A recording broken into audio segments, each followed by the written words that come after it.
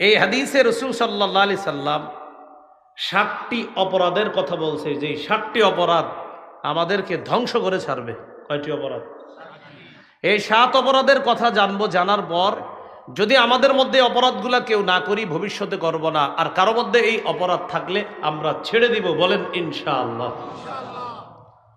قال رسول الله صلى الله عليه وسلم اجتنبوا السبع الموبقات। নবী বলেন ৭টি ধ্বংসাত্মক অপরাধ থেকে বাঁচো। ৭টি অপরাধ এমন যে অপরাধগুলা মানুষকে ধ্বংস করে দেয়। ক্বালু ওয়ামা হুন্না ইয়া রাসূলাল্লাহ, এই ৭টি অপরাধ কি আপনার কাছে জানতে চাই। নবীজি বলেন ১ নাম্বার আশশিরকু বিল্লাহ, আল্লাহর সাথে শিরক করা। আল্লাহর সাথে শিরক করা। শিরক কি জিনিস সহজে বুঝেন। ৩০টা রোজা রাখছেন, ঈদের দিন আপনার আপন আব্বার কবর জিয়ারত করতে গেছেন। আপনার জন্মদানকারী পিতা, তার কবর জিয়ারত করতে গেছেন, এটা তো ভালো, অবশ্যই ভালো কবর জিয়ারত। আপনার বাবার কবরও জিয়ারত করার শেষ করার পর আরেক আব্বার কবর জিয়ারত করতে গেছেন। কথার কথা, আরেক আব্বা বলতে আমরা অনেক সময় অনেককে বাবা বলে সম্বোধন করি, হতে পারে যে উনি আমার বাবার বয়সী, উনি আমার শ্রদ্ধেয় বাবার মতো। তো এরকম আরেকজনের কবর জিয়ারত করতে গেলেন, এটাও খারাপ না, কবর জিয়ারত খারাপ না, এটা অবশ্যই ভালো।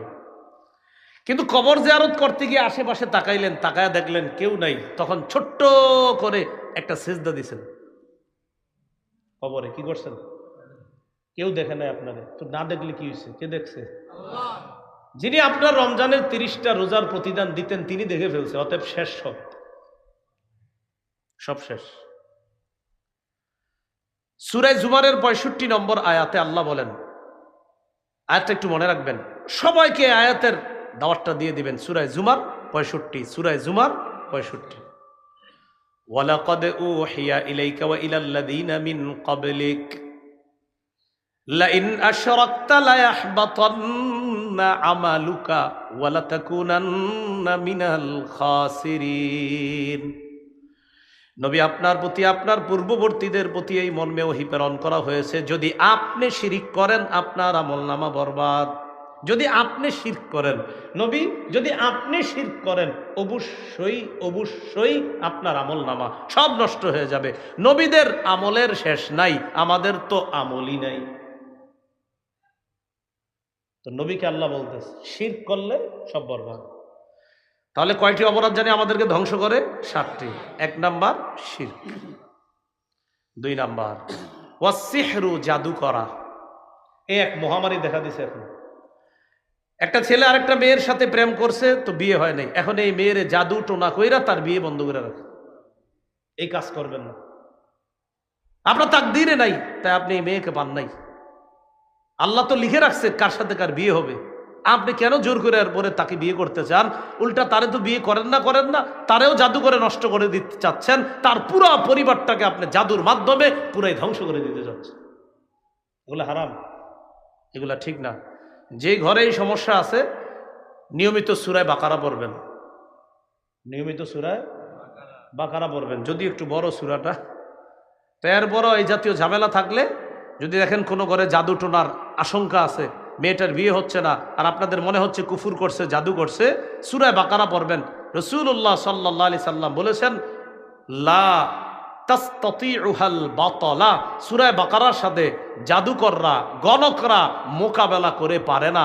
যেই ঘরে সূরা বাকারা তেলাওয়াত করা হবে, ওই ঘরে কাউকে যদি জাদুকারীরা ক্ষতি করতে চায় তাও পারবে না ইনশাআল্লাহ। তাহলে ২ নাম্বার জাদু করা।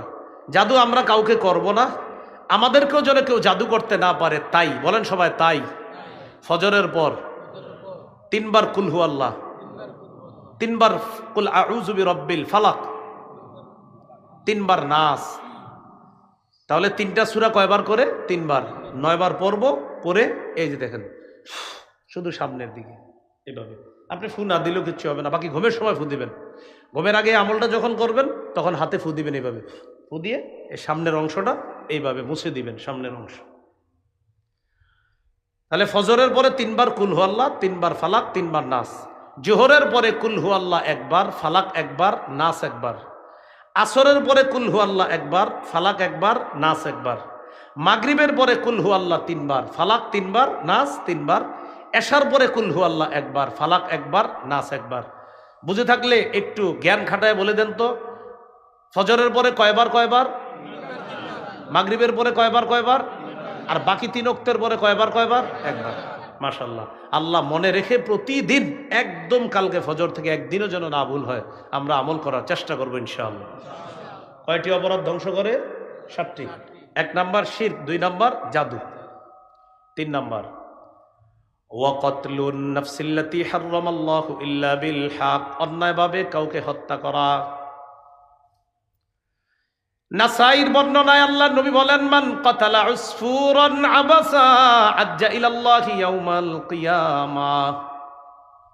দুনিয়ার মধ্যে কেউ যদি একটা চড়ুই পাখিকে অনর্থক হত্যা করে, চড়ুই পাখিকে অনর্থক হত্যা, আর আপনি বলতে পারেন হুজুর আমি তো খাই, খাওয়ার হত্যা এক না, বেচারা গাছে বসে রয়েছে, আপনারা 2 বন্ধু রাস্তা দিয়ে যেতে যেতে গুলাল মারছেন চড়ুই পাখিরে, এই দেখ আমার হাত কতটা মজবুত, চড়ুই পাখির গায়ে লাগছে, মরে গেছে।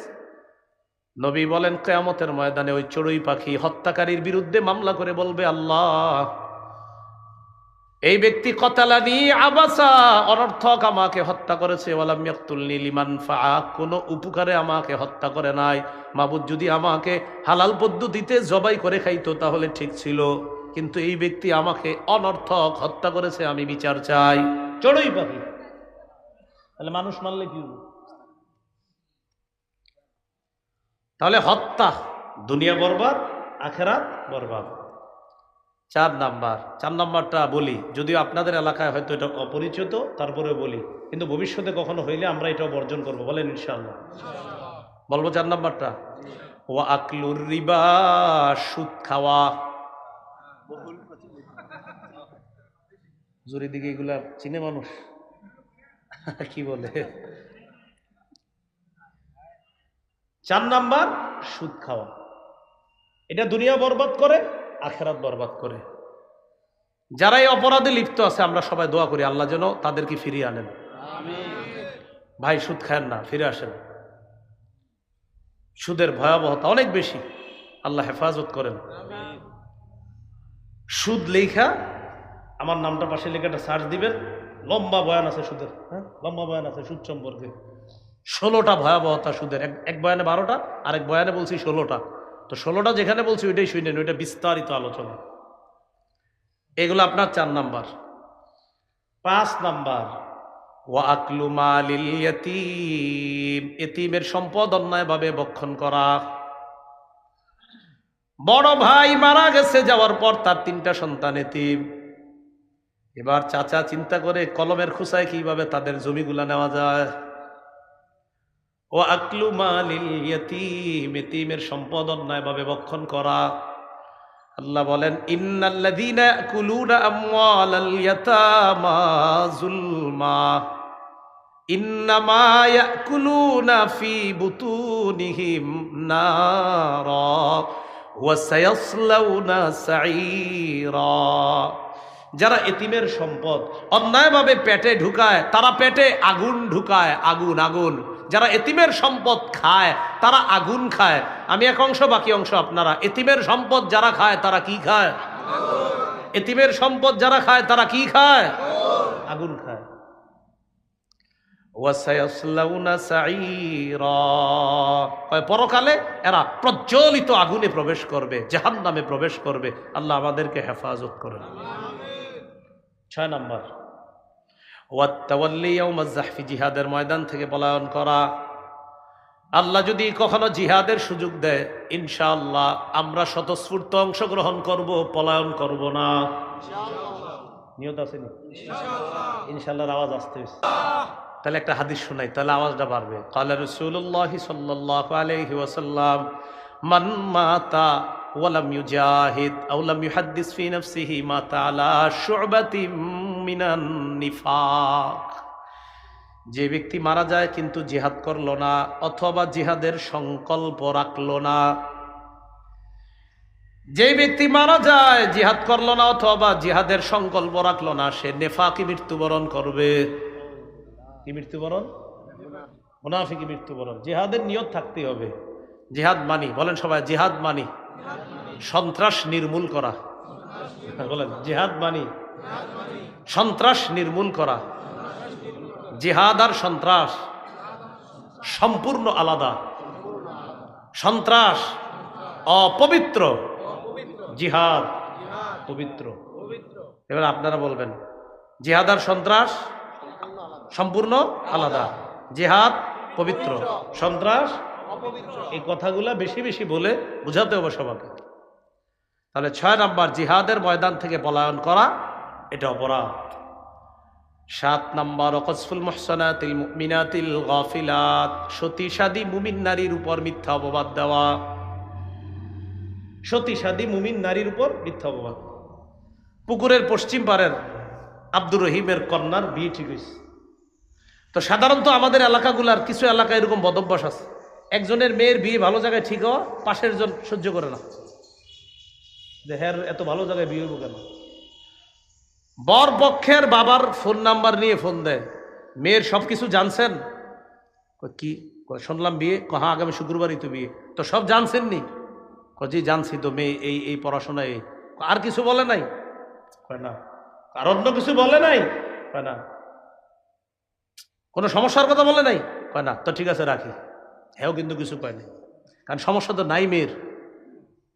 এই যে একটা কথা বলে রেখে দিছে, ছেলের বাবার মেজাজ মাথাটা কি হবে এখন আপনারা বলেন? কি ঘটনা, কি কি সমস্যা, কি আসলে কি সমস্যা হবে?